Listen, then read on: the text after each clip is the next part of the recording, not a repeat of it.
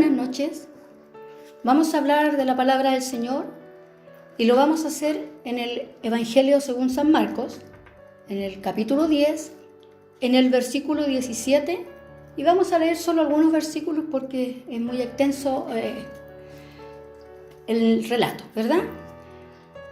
Al salir Jesús para seguir su camino, vino a él corriendo alguien y se hincó delante de él y le dice: Maestro bueno, ¿qué haré para heredar la vida eterna?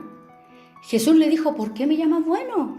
Ninguno es bueno, solo uno, y ese es Dios. Los mandamientos sabes: no adulteres, no mates, y le dicen los mandamientos. Entonces el joven le dice: Maestro, yo todos los he guardado. Entonces Jesús le dice: pero te falta una cosa. Bueno, su palabra dice que Jesús lo miró y lo amó. Pero te falta una cosa: vende todo lo que tienes y dalo a los pobres. Y ahí la palabra dice que el joven se entristeció. Vamos a hablar hoy de este joven rico, que tenía muchas posesiones. Pero vamos a ver, ¿quién era este joven rico? ¿Qué es lo que sabemos de él? Sabemos por el libro de Mateo, porque este relato lo encontramos en varios evangelios, que era un joven y que obviamente tenía muchas posesiones. También el libro de Lucas nos dice que era un hombre principal, o sea, pertenecía a una familia noble, era muy importante. En Marco también nos dice que llevaba una vida moral ejemplar. Él era ejemplar, ¿ya? Y en Marco también nos dice que el tipo probablemente era muy simpático, porque a Jesús como que lo mira y le agrada, al joven le cae muy bien. Así que ya podemos ver bastantes cualidades de este joven. A primera vista, dice, había algo en este hombre, en este joven, que era como muy prometedor. Él tuvo una actitud que era distinta a las de otros jóvenes de su época. Él vino corriendo delante del Señor y se arrodilla delante de él. Es decir, con este acto lo está reconociendo como hijo de Dios. Y eso ya era mucho decir, ¿verdad? Entonces, él ya tiene una actitud buena, que podía hablarnos muy bien de él. Entonces, este joven se pone a conversar con Jesús y le pregunta: ¿qué puedo hacer yo para heredar la vida eterna? Y comienza a tener acá un diálogo con Jesús, porque este era el anhelo que él tenía. Él sentía que había hecho todo bien, pero aún estaba inseguro. Y le decía a Jesús: ¿qué puedo yo hacer para tener la vida eterna? A pesar de tener muy buenas cualidades y una conducta intachable, el joven comprendía que algo aún le faltaba. Había un vacío ahí que todavía no había sido llenado. Pero, ¿qué sería lo que le faltaba a este joven? Algo en su corazón estaba ahí vacío.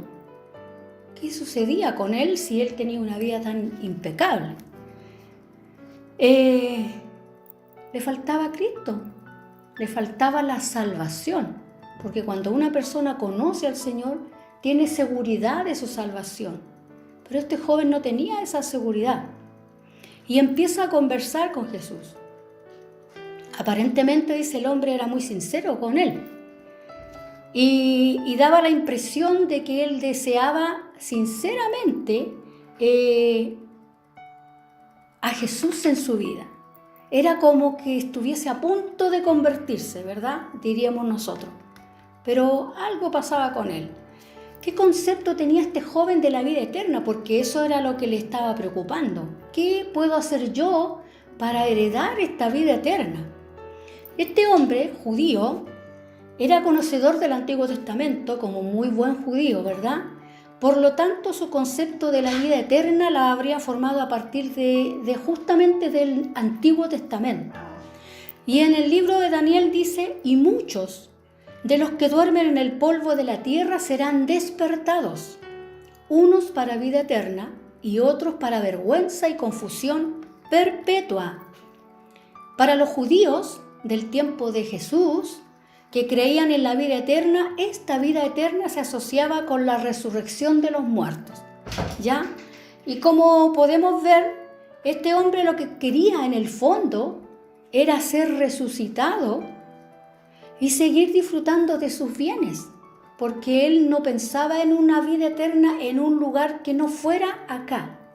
Por lo tanto, él lo que anhelaba en el fondo era seguir teniendo esta vida eterna, pero sin desprenderse de ninguno de sus bienes.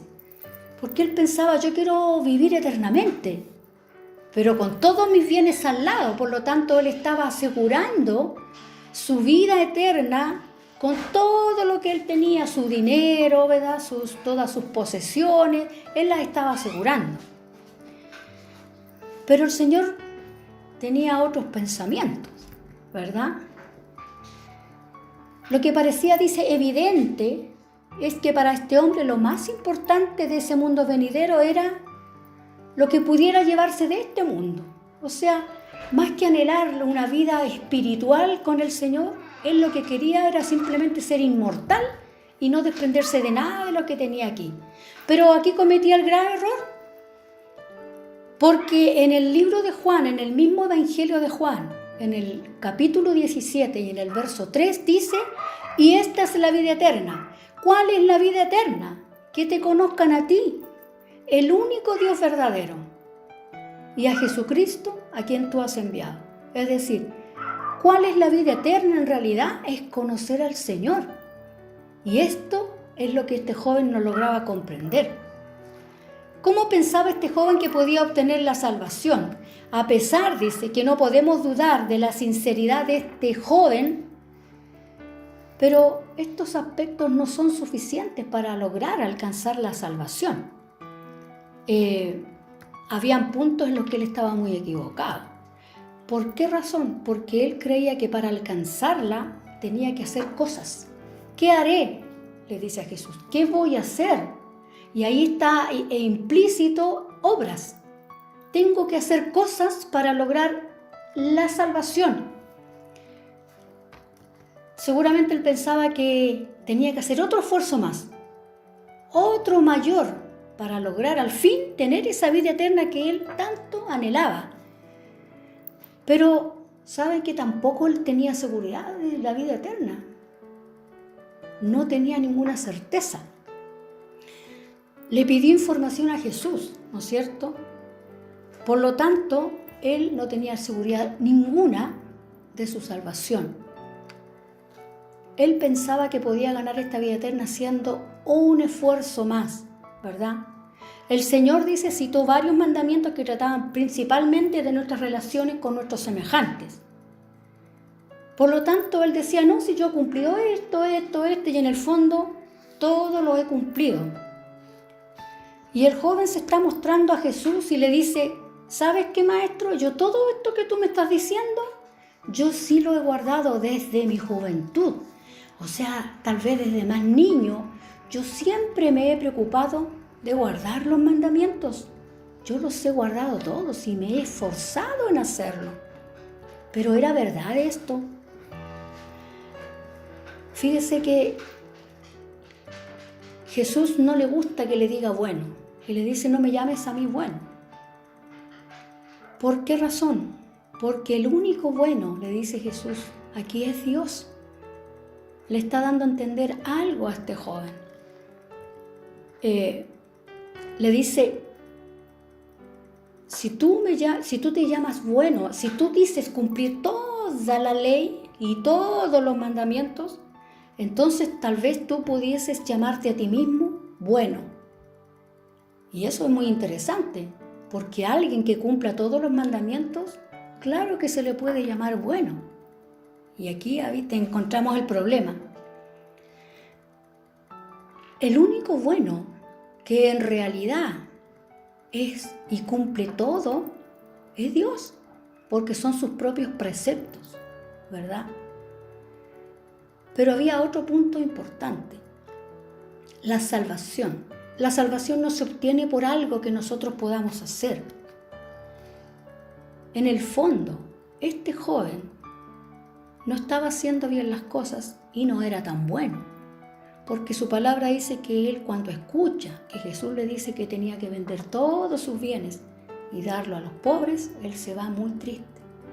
Entonces, ¿qué es lo que podemos comprender? Que finalmente este joven no era muy bueno, porque si él realmente hubiese amado a las personas como él decía que las amaba, cumpliendo los mandamientos, gustoso hubiese vendido todos sus bienes y gustoso los hubiera repartido entre todos los pobres. Pero en el fondo dice, en el fondo él solito se dio cuenta que no estaba haciendo lo bueno. Por eso que no le vuelve a argumentar nada a Jesús. Él solo se va porque no estaba dispuesto a renunciar a todas sus posesiones. Nadie, hermanos, no hay nadie que sea tan bueno para ganar la salvación. No hay nadie que sea tan bueno como para ganar la salvación. Pero no hay nadie que sea tan malo para no lograrla alcanzar. Porque una cosa es que yo la quiera ganar y otra cosa es que yo la alcance. No se es salvo por hacer cosas, por hacer obras buenas. Se es salvo por la fe en Jesucristo.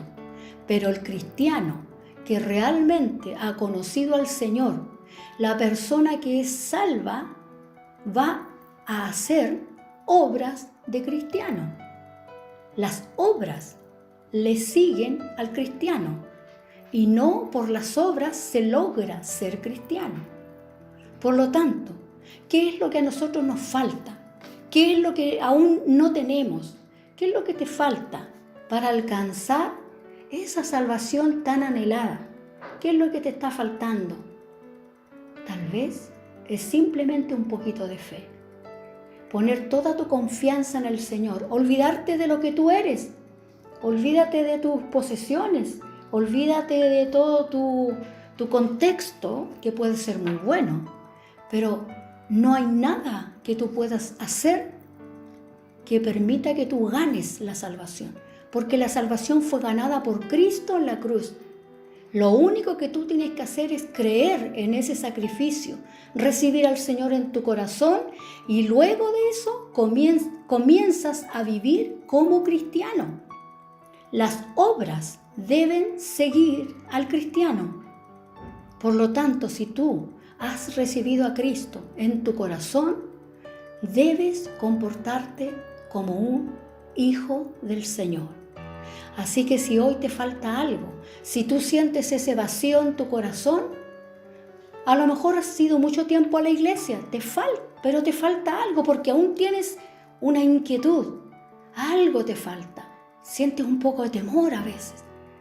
Bueno, ora al Señor y invita a Jesús a morar en tu corazón.